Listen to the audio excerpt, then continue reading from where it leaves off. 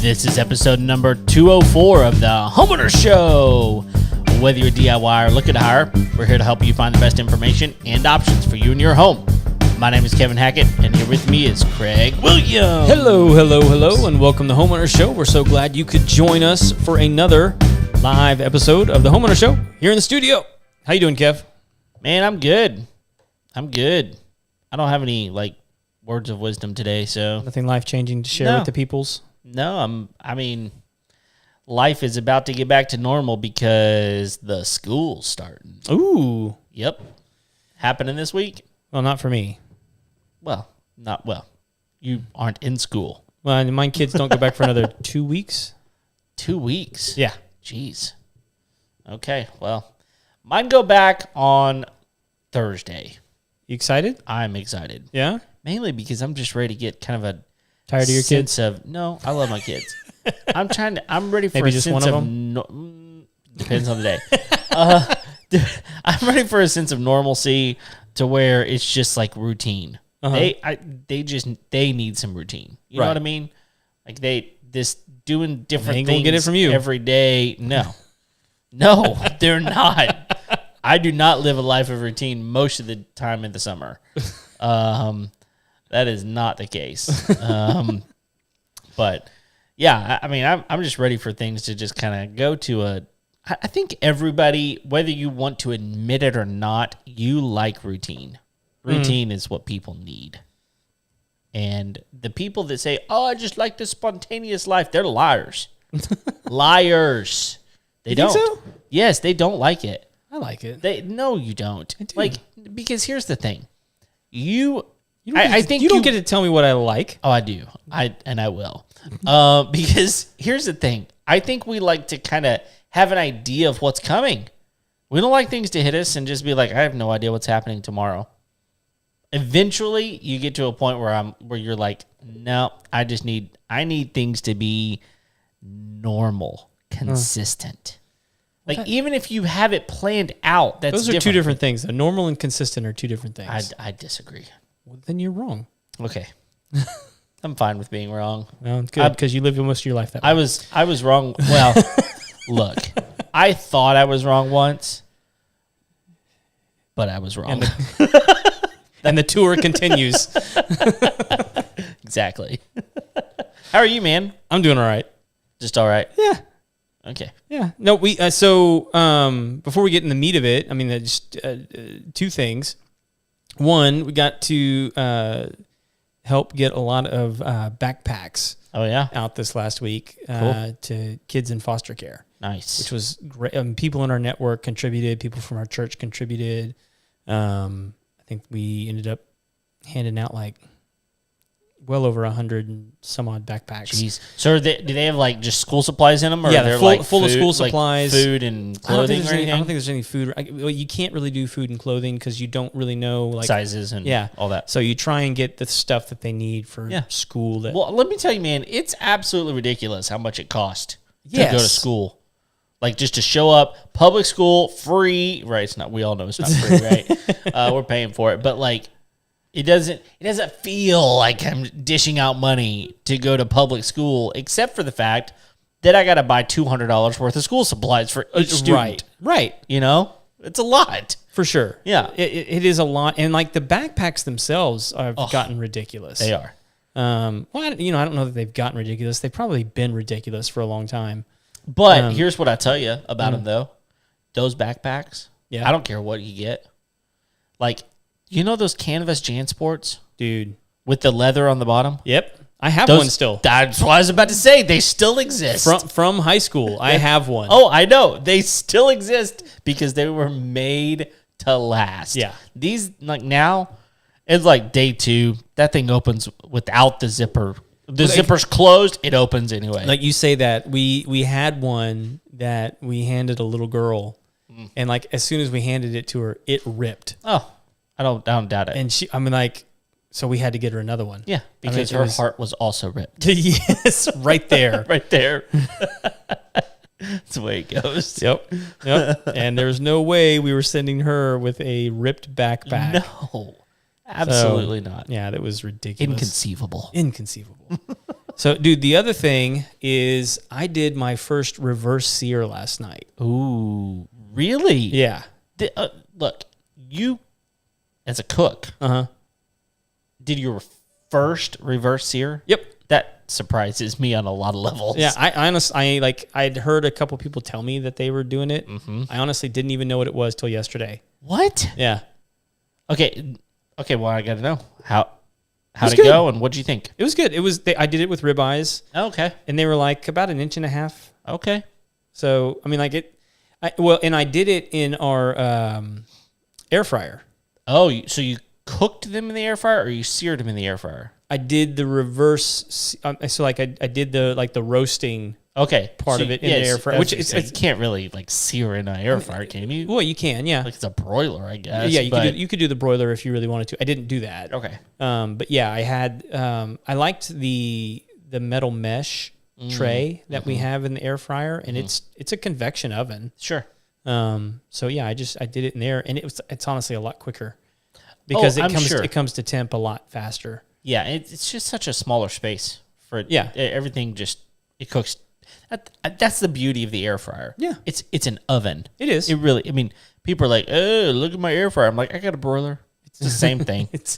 But yours is smaller. Yeah. And I love them. They're cool. Well, all the different, you have a lot more options with an air fryer than you do with a regular oven. Absolutely. I mean, like you can dehydrate in that thing. Yeah. So, I mean, like you can do some cool stuff in there. But anyway, so it was my first reverse sear. It was a ribeye. It was pretty simple. But what just like took it over the edge, over the top as far as like being like a good steak, because I made a gorgonzola thyme butter. I knew there was going to be butter involved. Oh yeah. So, and like I didn't like just get butter and like mix it with those things. Okay. Like, I made the butter. Oh, you churned it? Yeah. Nice. Like, and I churned it with those ingredients. Ooh. Yeah. I'll tell you, I've never churned butter. How long does that take? If you have a food processor, next to nothing.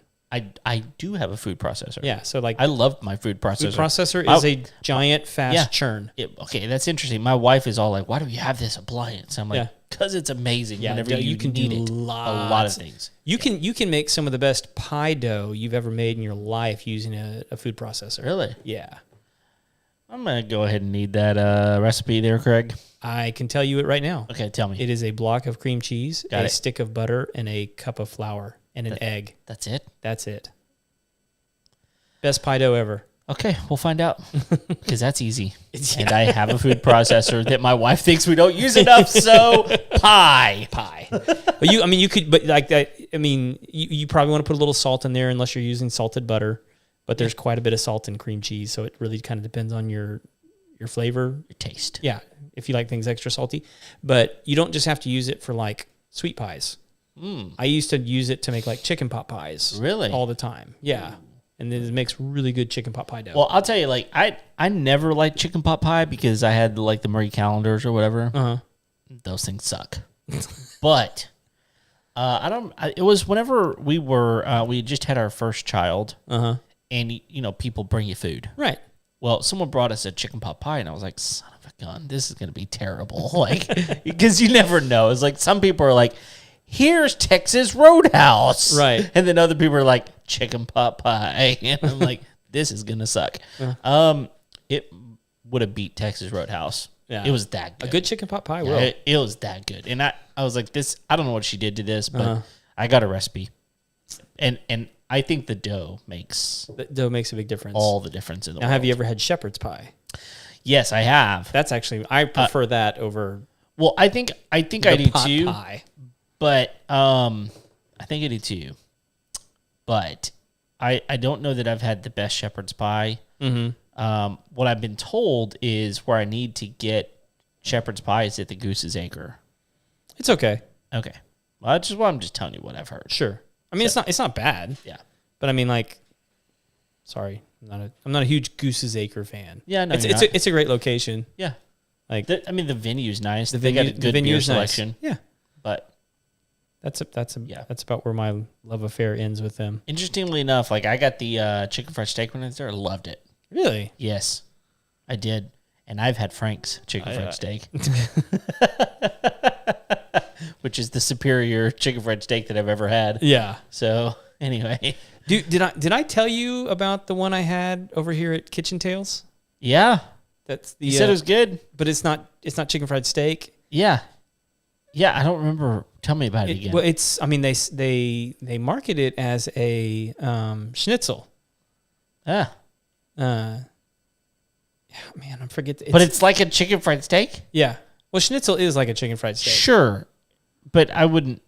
I've never seen it marketed as a schnitzel. My problem with most chicken fried steak that you get at restaurants is it's steak with batter that they just kind of throw around it. Right. And then you have to cut your steak and like grab the batter as you eat the steak because it all falls off. Like you did not know how to make this thing stick. Right. So I don't like those. Yeah, no, that's no good. But this one was different because it was wild game. And I can't remember. It's not. It's. I mean, it's a kind of deer, but it's not deer. Oh, is it the black? It's a big gray African. Oh, animal. zebra. No, Hippopotamus. that's in the horse family. Rhinoceros. I'm gonna pull up their menu here. Elephant. I'm naming gray elephants, rhinoceros. These are all gray animals. Hang on, I'm almost there. Are you? So I want my favorite chicken fried steak is definitely venison. Oh, That's what my mom made all the time. yeah. Growing up. No, I don't. I love backstrap. Oh yeah, that's what we used. I mean, and they're like little cutlets. Okay, right? so But- so this is how it is on the menu. It's a venison schnitzel, Oh, but it's Nilgai. oh, Yeah. So I mean, like it technically is venison, right. but it's from a Nilgai, Okay. which you can hunt here in Texas. Oh, Um, interesting. So I would eat that, and I would probably enjoy it. it's super good. Yeah, And it has like a beer gravy. which is interesting because like I've never been to Kitchen Tales. So it's 'Cause actually it's really good. I've heard that, but it's weird because I don't know. It's like it's not a place that I think, oh, that's where I want to go eat dinner. Mm-hmm. But I've heard it's really good. It's close. It's been good for us because it's we can take our kids there and Yeah. like they have a pretty accessible kids menu. really They got burgers and stuff on the Sure. menu, but like they wine, beer, cocktails. So I mean, full service. interesting. It's been good. I mean, like even when we've gone, I've taken like a few clients there for lunch, Okay, and it's been good. interesting. So anyway, Interesting. but enough with our first world problems. Dude, let me tell you, there is nothing like making you feel that you are way too hoity-toity and like you got issues that are not issues than going to a third world country and spending a week there, which is what I did about 2 weeks ago. Uh-huh. And it's not my first time. It's my third time to be in Honduras. I've been to Nicaragua twice. Okay. And so those are my main experiences with third world countries. And I don't know. Have you ever been to a third world country? I guess it depends on. So, like I've been to the Ukraine twice. Oh, I don't know that they're considered a I third don't world think country. so. I don't think so. There are parts of it that you go through though. Oh, it it's- is. There's same here, like Southeast Arkansas. It's like they got one pair of underwear Yeah. and they're not even wearing it. I mean, like the parts of the Ukraine that I remember vividly is people still having like thatch roofs. Yeah. Yeah. Like that. And it wasn't like, oh, that's rare. That's rare. Right. It was like, no, that's like the 10th house now in a row that's like it's got a thatch roof. Right. Like, and they were farmers. Yeah. And just living out in the middle of nowhere. What were their houses made out of? Do you remember? It was different stuff. I mean, Yeah. some of them had like rocks. Some of them had like pieces of wood. I mean, some of them had windows. I mean, it was built Yeah. out of like lumber, Yeah. Okay. but they still had a thatch roof. Interesting. So that, and then I've been in southern Mexico, Mm-hmm. which again, like Mexico's not a third world country, No. but There are areas. Yep. Where I was at, it's, I mean, like if you're familiar with Mexico, it's San Luis Potosi and Jalitla. It's up in the mountains. And so most of the people that we were engaged with did not speak Spanish. Sure. They spoke some, native dialect. Right. So Interesting. So we had to have translators for our translators. Yeah. Yeah. That's getting out there. Well, so we where we were working, it was down. But like all of Honduras is considered like it is third world. Oh yeah. Okay. And everywhere you go, you know why. I mean, like even so now they've just built a new airport.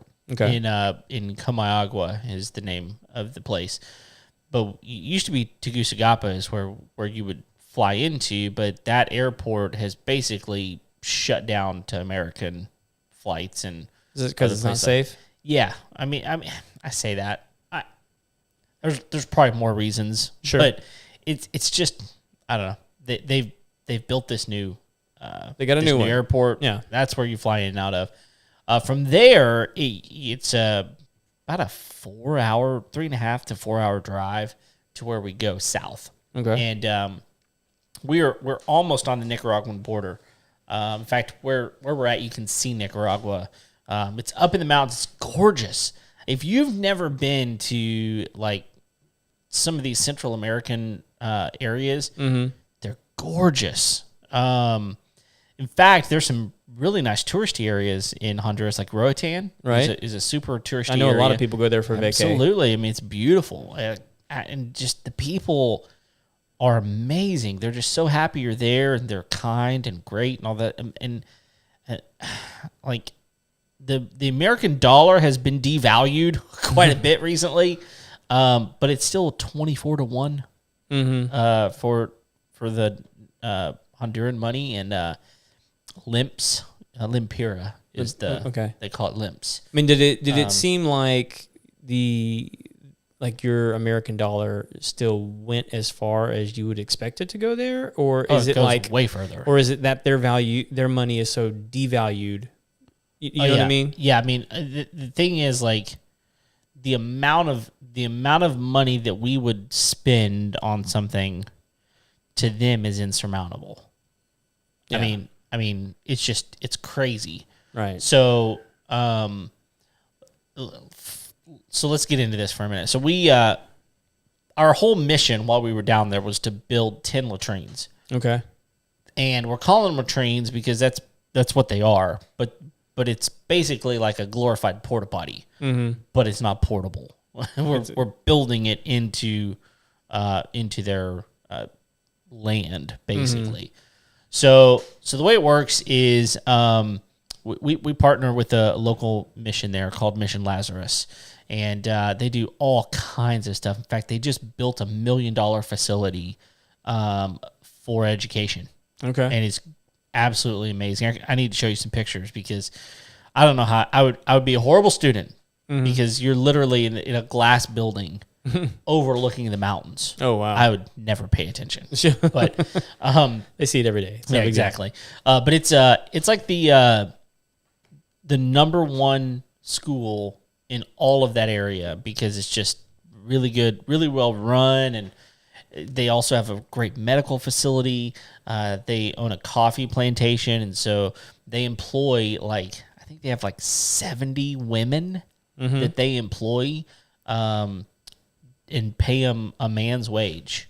Okay, which down there is a big difference. I mean, it's less than half what a woman would get versus a man, which I know here maybe not necessarily all that different, but very, very repressed women are. And so they pay them men's wage, and they employ a lot of women. They pick the coffee cherries. They pick them by hand, right? Basically. And there's more efficient ways to do it, but there's not better ways to give people jobs.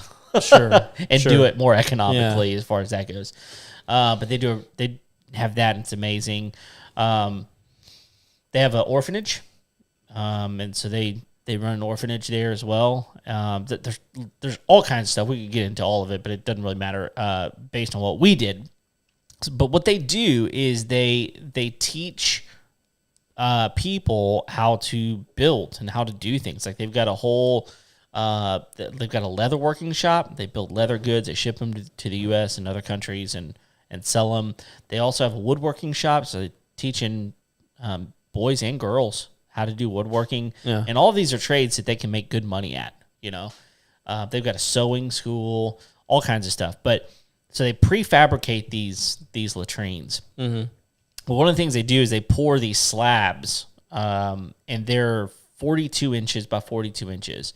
And they put rebar in it and everything. They're about 3 inches thick. And then they put angle iron on the corners, and then they put basically a hole in the middle and a hole on the side for a vent. And so then they build a house around it, a metal siding, 3 sides and a door. Uh-huh. And that fits down into the angle iron basically, and then the roof. And so they prefabricate all of these, and then they take them apart. Mm-hmm. Much like you would do, a lot of metal buildings are built this way, where they fabricate them in a massive, 10-acre warehouse, and then they deconstruct them, move them on site, and rebuild them. Right. That's basically what we did. But it's all done by hand. So, I mean, that's just the way it is. I mean, so... You mean the metal buildings are all put together by hand? Yes. Okay. And the cement and in making concrete, you're mixing cement and sand and water. Doing it like a wheelbarrow? Yeah. Okay. Yeah. Well, a lot of times you do it on the ground. Oh, you Just do it on the ground. dump it in there and mix it around. Dump it on the ground. And that's actually an art. It's something we have to learn while we're down there, an art. You put all that on the ground, you make like basically a volcano, pour the water in it, and then you slowly just mix it all in so that none of the water runs out, and then you just start churning that thing with 2 shovels, basically. Yeah. And so, but the slab is already built, and then we take it in these little Toyota Hilux trucks. Mm-hmm. They're awesome. Awesome. They're just like a quarter ton truck. Okay. But they don't pass emissions here in the States, so they can get them here. Yeah. But anyway, we have to have a 4-wheel drive vehicle where we go most of the places because it's in the mountains. And the best way to describe where we went was a mountainous dry riverbed. Okay. So imagine driving through the mountains in a dry riverbed. That's where we went. And, I mean... I don't know how far we went. We might have gone 8 miles, and it took us an hour, just because it's extremely treacherous roads. And nobody goes down there. I mean, the people that go down there are politicians to get their vote and religious people to try to change their minds. That's it. And honestly, they don't want any of them there. If you were to come in and treat them like people, yeah, they would. What they do, they welcome you all day long. Yeah. But if you're just coming down there to use them, it's like anybody who wants that. Yeah. Right. But a lot of politicians come in with like empty promises. Like, for example, I think you told me like they were trying, like there was like empty electric lines or something like that. Yeah. Like we were driving down the road, and I was like, hey, I see electrical poles here. Mm-hmm. And they're like, yeah, of course. Because a politician told them that they were going to bring electricity to them, even installed the poles. Yeah, went so far. But it's been like 7 or 8 years.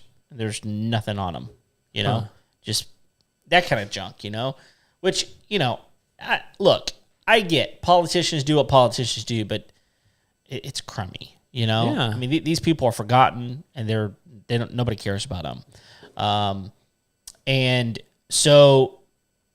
We have to load all this stuff up, take it all down there, and then like these slabs, they weigh like 400 pounds. Mm-hmm. And so you get like minimum 4 guys on these things, but like one of these things we had to carry up probably a quarter mile up a mountain. Mm-hmm. It took a while because it's not like Like open road. you're having it's like a little trail. Carry it by hand? Yeah, Why? because there's no way to get it there. Like you can't put it in the back of a truck. Nope, Why? there's no road. Okay. I mean, I'm gonna have to show you some video of this too. Like where we went to the place where there was no more road, and at that point, it's just a trail to get to these people's house. I need like a pair of donkeys. Well, some people have horses, but even then, you're not putting a 400-pound slab on a horse.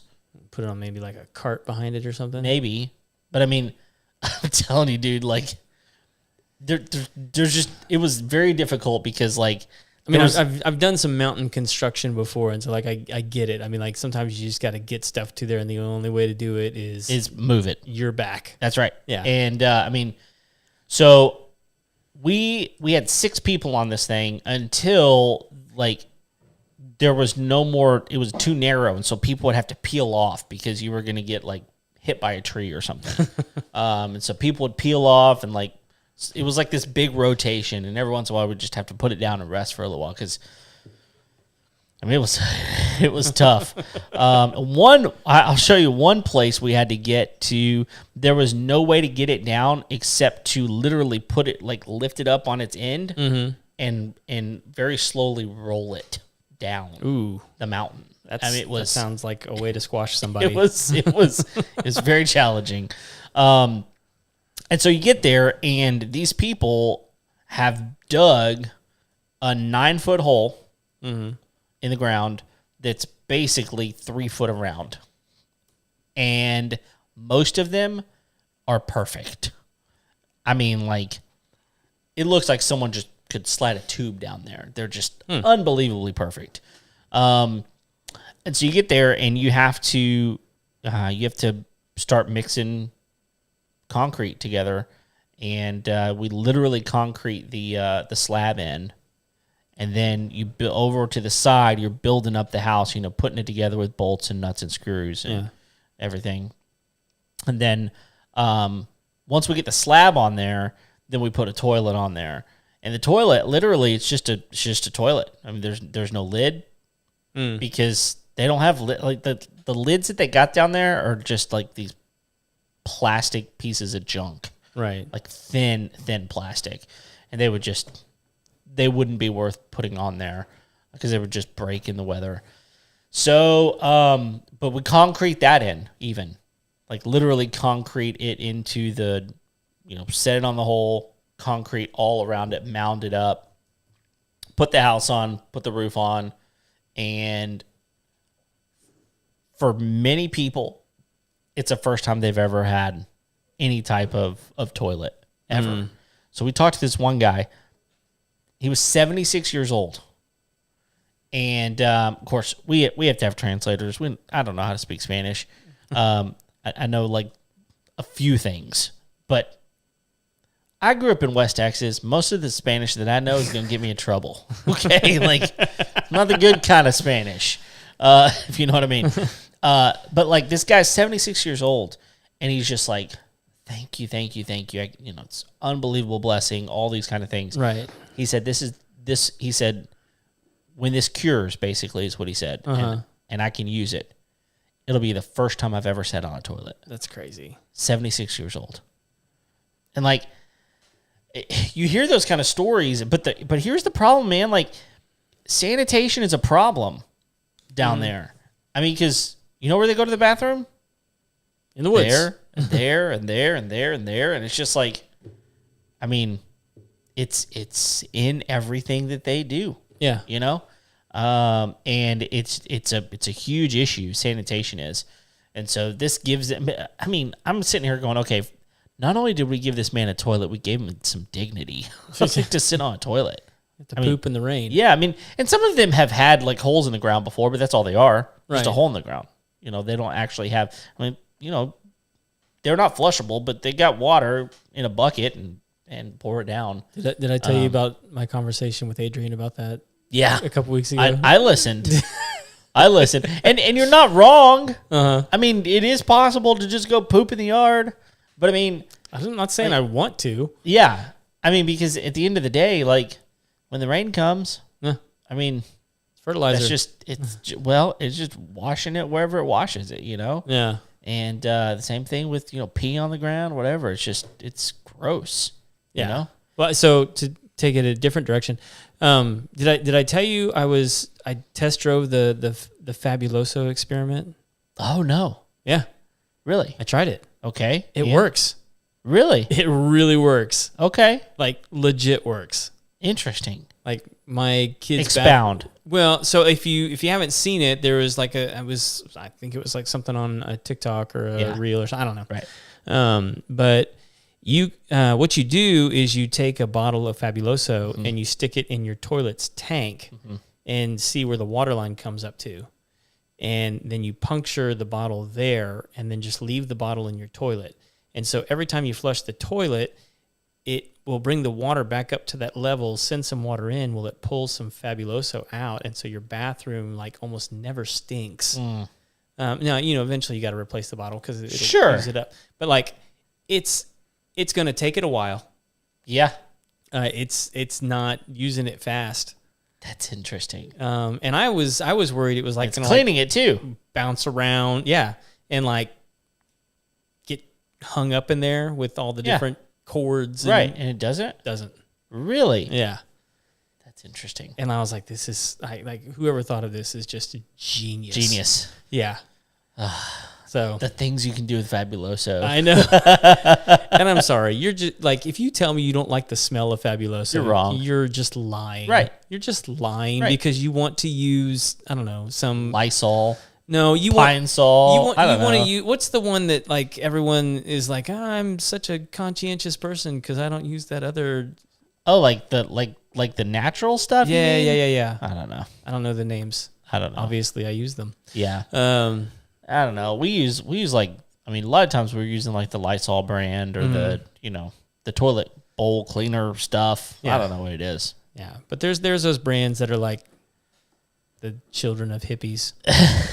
The children of hippies. That should be a brand. Yeah, that actually should be a brand. All right, so I looked this up while you were talking about it because I was curious. Okay. I mean, like it's an impoverished nation, and I was like, okay, so what does this country actually do? Do you know? Do you think you could name the top 3 exports of Honduras since you've been there? I bet I could come close. I bet number 1 is shrimp. Okay. I bet number 2 is coffee. Okay. And I bet number 3, oh geez, what would number 3 be? It's probably not food. I'm guessing some sort of clothing item. Okay. Those are my if you had to guess? That's what I had to guess. Okay, you actually weren't that far off. Okay. You got them out of order. Okay. And you were wrong on the third one. Okay. So coffee's number 1. Okay. At 47%. Yeah. And dude, let me tell you, the coffee that comes from there, the climate matters, the soil matters, the way they do it matters. Mm-hmm. It's so good. Like I don't even, you know me. Mm-hmm. Do I drink coffee? Never. No. I drink it every day in Honduras. Every day. Multiple times. In fact, that's one of the things that's one. Are you drinking it black? Yeah. Yeah. Yeah. It's so good, man. Yeah. Well, like when you make coffee, right? Like I don't think it necessarily needs like sugar or milk or anything like that. Most people just don't make it right. Right. And I'm too lazy to do it every day. Yeah. But anyway, so coffee at 47%. Yep. Shrimp at 21%. Okay. And then bananas at 11%. Like the only other thing I would have said that was food, I might have said corn. But I don't know that they're shipping a lot of. I think they eat a lot of their corn. And so, like the other 3 agricultural exports that they have that were surprising to me. This one's not so much melons, lobsters. Oh yeah, interesting. And then pineapples. Pineapples? Yeah.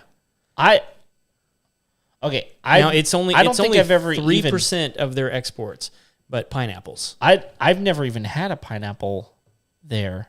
And bananas I've had, and they're freaking delicious. In fact, I've had these little, I don't know what they're called, but they're small bananas. They're like a plantain almost. Yeah, but they're thicker and they're shorter than a regular banana, but they're very, very good.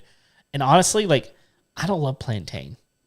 Oh, really? It's fine, but I don't love it. So I've had it in one way that I do like it is in a taco. Okay. With like beans and what is in there? Beans and what about like plantain chips? Yeah, I mean, they're fine. Yeah. But I don't love them. So I don't know. I don't know what it is. I've enjoyed them. There's a South American preparation for them where they like almost like kind of like roast them and then pan fry them with sour cream. Oh, I've not had it that way. That one I've enjoyed. And then I think like plantain chips. Have you ever had them with chimichurri? No. That was a big game changer for me. Is when I ate them with chimichurri. I could like that. So I could see that. It's just a different. Yeah. In fact, so most of the shrimp that we eat comes from Honduras. The US. Here in the States? In the U.S. Most of it. Oh, wow. Yeah. And they have huge shrimp packing plants. Yeah. And coffee, I just knew that was huge. I've actually been tickling my aquaponics itch. Oh, a little really? bit, and shrimp and crayfish are two of the ones that they're like, you can actually do really good. Really? With shrimp and crayfish in your aquaponics system. Okay. I don't know that I have time to itch that scratch. Yeah. But I was looking back through some of my research materials and some books that I'd read, and I was like, oh yeah, I really wanted to. That would be fun. Yeah. It's the land. Living with the land. Living with the land, They got the aquaponics. That's right. I know, man. Like, everybody wants to do it. It's just doing it. But to do it the way that you want to do it, though, is so expensive. Yeah, so we saw the aquaponics deal at the Texas Ag Life Extension Center. AgriLife. Is that what it is? Yeah, AgriLife. That was a pretty cool setup that they have over there. I don't know. It's cool. Yeah. But, yeah. So, speaking of water, that's the other thing is, like, a lot of these people, they don't have running water. They got to carry their water from one place to the other. And the thing is, like, in those mountains that we're at, there's tons of springs. But they got to go to the spring and get it. Honestly, it would not be all that crazy to build a pipeline. Right. To individual homes. The reason I asked what their homes are made of is, like, there's a lot of thatch roofs there as well. A lot of people, if they have any resources at all, which most of them don't, a lot of them barter. They just barter for a lot of stuff. And I think it's almost like they have a co-op with some other people. Like, they'll trade corn for this or beans for that, whatever. But they may have the Mexican tiles, and they'll use those for roofs. But, like, are you talking about like those curved? Yeah. Like the clay tiles. But what a lot of people do is they just use whatever they can find. They'll use trash bags. Okay. They'll use tiles. They'll use thatch. Like, literally, we found homes that have all of that on one roof. And it's crazy. But then a lot of the homes, they build them out of mud. Okay. Like, yeah, and they're strong. Oh yeah, man. A mud house is like mud and straw. They're easy to keep cool. They are. I mean, yep. They'll protect you from the rain. And every once in a while, you might find someone that has a solar panel just to run a light at night. But I gotta show you a picture of an oven that we found there. It's the largest oven I've ever seen. Ever. Like, the lady that was baking for us, because we had just built them a latrine, and so they fed us like crazy, man. Sure. She was baking some bread, and she had 6 11 by 13 pans in that oven. Oh my gosh. Yeah. It was huge. What was like electrical? Was it? No, it's just a clay. Oh, it's clay oven. It's a clay oven. It's a dome, and it's fired by wood. Oh, that's so. It's amazing, dude. And then their like the way they're cooking pots and pans and stuff is very similar. They've got like this clay thing with 2 holes in it, and they put the fire in there, and they just set a pot on these holes, and the holes are slightly smaller than the pan or the pot. That's how they do that. They boil water for coffee. Yeah, they do all that kind of stuff. So man, I've known for a long time that people cook. I mean, like, and you know, people around us use like earthware or whatever, and it's like it's clay pots. Sure, but like I've always wondered, like once you've cured those, like how does your food not taste like dirt when you cook in it? Yeah, you know, I mean, like, how does that even work? It just doesn't make sense to me. I mean, I trust it. Like I've eaten plenty of things out of clay pots, but like it should taste. Oh, that thing's awesome. Yeah, y'all can't see, but Kevin's showing me. There's no way you can see that, but like here it is from the side. Look how big, I mean, that thing's huge. It's massive. And but see, that makes sense to me. That makes sense to me. Like because you're not like the food's not touching the clay. No, it's not. You know. But like a clay pot, like why does the stew not taste like red dirt? I don't know. Or maybe it does and we just like it. Maybe. I don't know. Yeah, so I mean, I imagine there's like some sort of like this is the road we drove on. Kind of looks like my driveway. It's true, but it gets worse. Like the further in we go, like it gets to the point where there is not much of a road left. Yeah. And this ends, and then it's just a trail. I see one of the electrical poles. Yeah. Nothing on it. Yeah. Just a pole. Yep. It's crazy. I guess you can climb it up if a cougar gets after you. Yeah. So there's literally the end of the road right there. And it's done. Nowhere else to go. So, yeah. Here's the thing. One of those latrines costs $500. Oh my god. That is.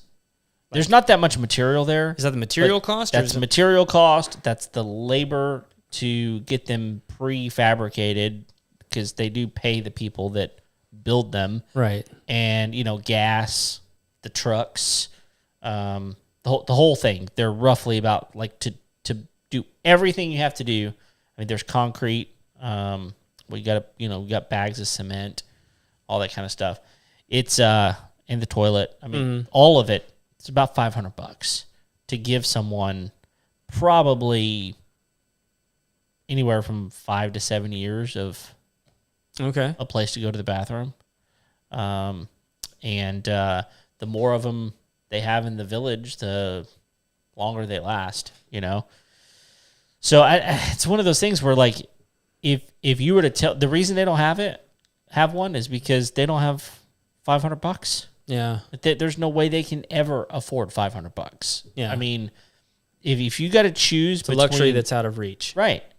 If you've got to choose between eating or even, like, working and doing something for your family or having a toilet, that's like a last resort for them. We see people that have phones. How are they getting phones? Well, believe it or not, I had decent signal in a lot of those areas. Yeah, but what I mean though is you're telling me like they can't spend $500 on a toilet. Like, how are they getting a phone? I don't know, man. I mean, it's the same question I have for people here. I mean, like, you tell me you can't pay your rent, you can't buy groceries, but like you have a $2,000 phone. Yeah. I see it right there. Yeah. And you got all the accessories for it. Huh. Like, makes no sense. Yeah, that doesn't. Yeah. I don't understand. Most of these are not nice phones. Sure. I mean, they're cheap flip phones type stuff, but it's a phone, but it helps. Like, but they're on it for like no time, and they're not using it to check anything. They're not like updating their Twitter page. No, they're absolutely not. Yeah. But for them it's like 30,000 limps for them to buy something like that. Well, there's no way that they have the money for that. But for us to go over there, we built 10 of them, so it's $5,000. Right. I mean, honestly, I think about that and I go, man, $500 doesn't go that far here. Right. It just doesn't. It's a lot of money. Don't get me wrong. It's a lot of money. I'll put it out there. Like, you couldn't get a toilet installed in your house for $500 right now. No, you absolutely couldn't. I mean, maybe you could, but you wouldn't like it. No, I mean, the toilet itself is going to cost a couple hundred of that. Right. And then, by the time you get a plumber out there, you do all the extra parts. Yeah. Like it's more than $500. Right. Absolutely. And I don't know. It's crazy because, like, even in the places where they do have running water and stuff, I mean, they don't have good water pressure. And so you're like having to hold the handle down until it goes all the way down. You get back to the States, you press that lever, water goes down. Yeah. It's amazing, right? And like stuff like that, you get back and you go, man, it's crazy. The things that we complain about, like the issues that we wind up having. I mean, I was talking to a guy the other day and he was like, yeah, man, this is happening a lot right now. My contractor just left. He was building an outdoor kitchen. My contractor just left. He said, the granite work needs to be done. The masonry needs to be finished. And I think like the appliances need to be installed. That's it. The rest of it's done, but the contractor ghosted him. Can't figure out how to get a hold of him. Jeez. And this is happening. Like I'm finding that this is happening regularly. Right. And I'm sitting here going, can't get your outdoor kitchen finished, huh? That sucks. Yeah. And I don't know. It makes you think about the things that are important. For sure. I think that's one of the most valuable parts about an experience like that is to be able to go over and see not just how other people live, but how in many situations like this, it's not to minimize their experience, but how much happier they are than most of the people that you encounter on a daily 100%. basis who have way more to be grateful for. That's right. And when they have less, that their mental health is better. In many cases, like their diet is better. And they're just generally happier. Yeah. It not saying really is amazing. I'm not saying they're better off. No, they're not. I'm not saying they're happier. Sure. There's a difference. No. You're exactly right. I mean, you know what? We saw tons of kids, right? You know what they were playing with? Like a stick. Yeah, and rocks. like one kid was like, basically said, "I bet you I can hit that tree limb." Like that's how he was playing. I mean, and he did, by the way, quite a bit, quite often. He was hitting the tree limb. But the thing is, like, the kids are playing and the adults are working. Yeah, that's what it is. They're dirty. I mean, they don't have a good place to wash and those sorts of things. But I'll tell you a quick story. This happened on a trip come back from Nicaragua. One of the workers was driving me to the airport, and we were just talking, and he said, I asked him, I said, "Is this your truck or is this the missions truck?" And he said, "No, it's not mine, but I'm saving to try to get one, but they're they're expensive." Yeah. And he said, "Do you have a truck?" And I said, "Yeah, I do." He said, "What is it?" And I said, "It's an '04 GMC Sierra. This is my last vehicle I had." And he goes, "Oh, the 5.3 liter?" And I was like, yes, it is the 5.3 liter. How do you know that? And he's like, I just enjoy that kind of stuff. Yeah. I was like, okay, cool. And he goes, "Is that the only vehicle you have?" I was like, No. We have a minivan too. He was like, "Oh, really? What is it?" I was like, "Well, it's a 2014 Honda Odyssey." He was like, "Oh, those are great. He was like, "Do you have a house?" I said, "Yeah, I do." He said, "How big is it?" I'm like, "Stop asking questions, man. Like, you're asking too many questions." And I was like, It's like 1,900 square feet. Mm-hmm. It's got 4 bedrooms and 2.5 baths. And he was like, really? And I said, yeah. And he goes, you have kids? I was like, yeah, I got 2 kids. He was like, are you rich? That's how that happened. Yeah. Are you rich? And I looked at him and I said, yeah, I am. Mm-hmm. And I'm not rich. Yeah. I mean, by any standard that you and where I I raised live, with, yeah. a 1,900 square foot house in the neighborhood it was in. Yeah. I mean, I'm driving an 04 truck. Mm-hmm. You know, like there's nothing about this that screams luxury. There's nothing about this that makes you go, that guy, he's living the lap of luxury over here. Right. Yeah. You know, but like there's no other way I could answer him other than to say yes. I'm absolutely rich, and I think that's the thing that I get, and you know we could talk about a lot of stuff on here, but sometimes just putting some stuff into perspective and go, you know what, be thankful for that, 2-bathroom house that you've got, right? That the toilet flushes every time you push the lever, yep. Right. Be happy whenever you pull the knob on the shower that the water comes on and you can shower after a long hot day. That it's hot water. It's hot water, absolutely. And we were complaining last week about a $300 surcharge on a water bill, and what'd you do? Just paid it. Oh, it was electric. It was electrical bill. You paid it. Yeah. Right.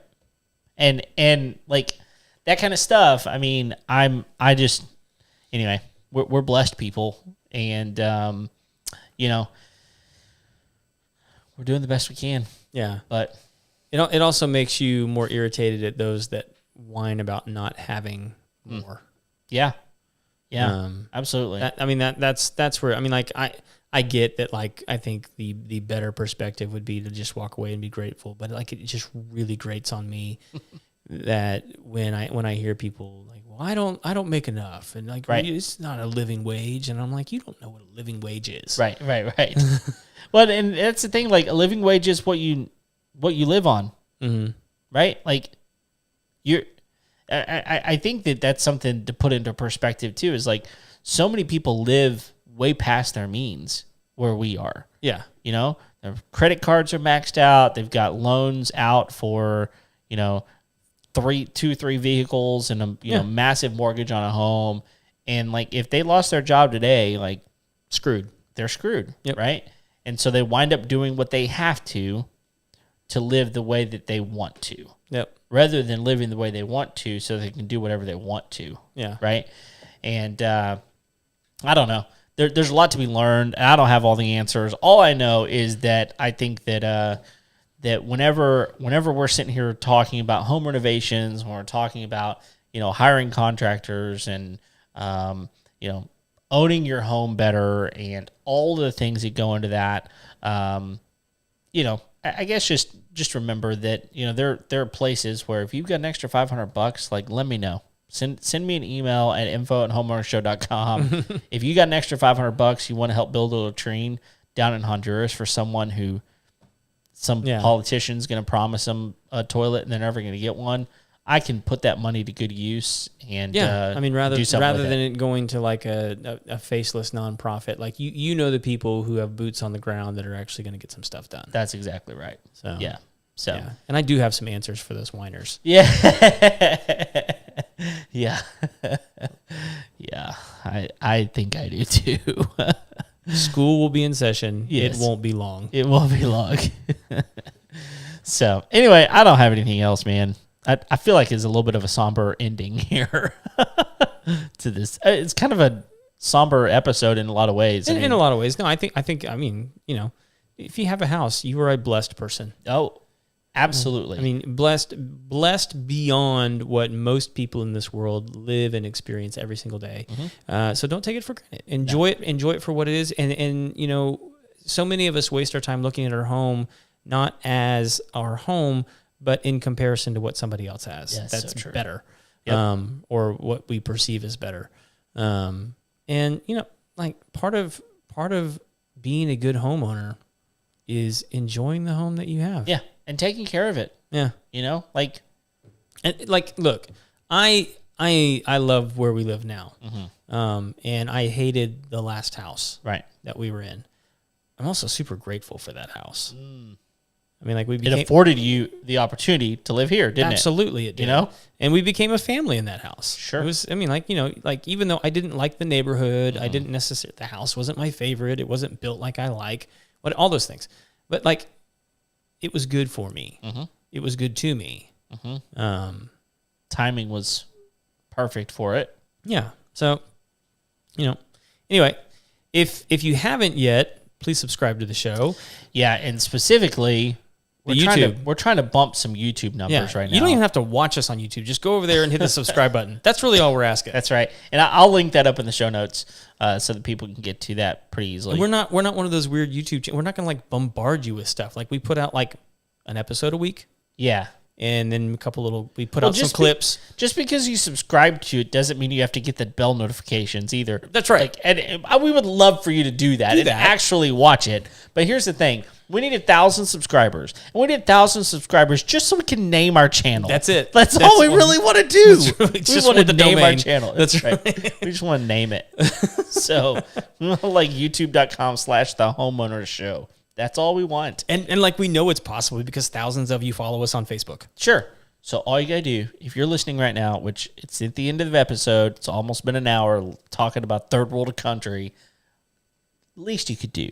Right. Hop over to YouTube for just a moment. Click subscribe. Give a click. Give a click. That'll be phenomenal. Right. And then after you're there, you can go over to iTunes and you can leave a rating and review over there. Yep. If you're in the mood. You're just you're having an ambitious evening. That's right. Yeah, I mean, why not? Why not? Yeah. I mean, help us out. Yeah. So join a carpool. That way you don't have to drive. That's true. And you can be on your phone. That's true. Giving us all the love. And you're going to have to do that this weekend because I-45 South is going to be closed for 3 days. Completely closed. Glad I don't live down there. Do not try to go I-45 South Friday, Saturday, or Sunday. You're going to be disappointed. What are they doing? So the San Jacinto Bridge is like broken. Oh, really? So, yeah, I mean, you've driven across it, and like there's a big plate across the bridge with like big bolts through it, and it's like whenever you drive over it. Oh, so they're fixing it. It's because the bridge has literally started separating at this point. And Houston has decided it would be bad if people died on a bridge. Well, here's the thing. The big joke was Conroe's trying to separate from the Woodlands. That was the whole big like seceding from the Woodlands unsuccessfly. Dude, you say that. Back in the day, this was like in the late 90s, there was no bridge between Spring and the Woodlands. Oh, really? Over that, what is that? Yeah. I don't know where the creek is right there. Yeah. But like, Gosling, like you could like literally stand at the end of Gosling and look across the creek and see the Woodlands. Oh, that's weird. And it was a massive fight for a long time as to who was going to pay for the bridge to connect those two. Wow. Yeah. If it were me and I had the money, I would pay for it. To get people over to my side. Well, but, if you're an individual, it's like, yeah, I'll build it and I'll put a toll exactly right there, and you can all pay me a nickel every time you go across. Yep. Because can you imagine not having that now? Oh, jeez. I mean, I'm over there regularly, and I don't live anywhere near that area. Yeah, but there's good places to eat. There are good places to eat. Going over there on Friday, matter of fact. Yeah. Where are you gonna eat? The Refuge. Oh. Yeah, but that's over on Kirkendall. Either way, it's good stuff. Oh, heck yeah.